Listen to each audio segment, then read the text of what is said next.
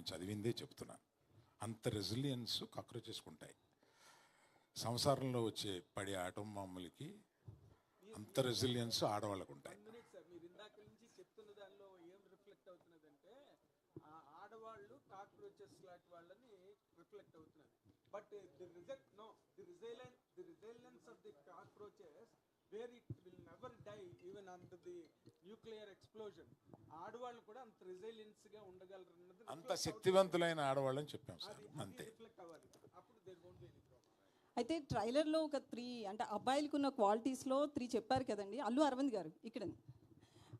Alpha అని, mass అని, chubby అని.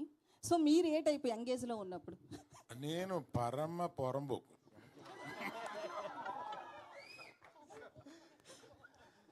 చాలా ఒక్క మాటతో చెప్పాను. అందుకే ఇప్పుడు కూడా స్టేజ్ మీద అక్కడక్కడ మీ చిలిపి చేష్టలు కనిపిస్తాయి. పరమ రౌడీ బాయ్స్లోకి వచ్చానండి నేను.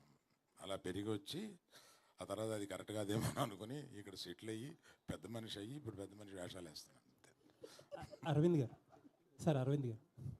సార్, ఒక సీనియర్ ప్రొడ్యూసర్ మీరు, అలాగే డిస్ట్రిబ్యూషన్లో కూడా ఒకప్పుడు యాక్టివ్, ఇప్పుడు కొంచెం తగ్గిన డిస్ట్రిబ్యూషన్లో మీకున్న ఎక్స్పీరియన్స్ గురించి చెప్పక్కల. ఎగ్జిబిటర్గా కూడా ఉన్నారు. ఇండస్ట్రీలో ఏం జరుగుతుంది సార్? చాలామంది ఏదో ఇప్పుడు ఒక ప్యానిక్గా ఆల్ ఆఫ్ సడన్ సినిమాలు ఆడట్లేదు, కొంచెం హ్యాపెనింగ్ హీరోస్ కూడా జనాల ఓపెనింగ్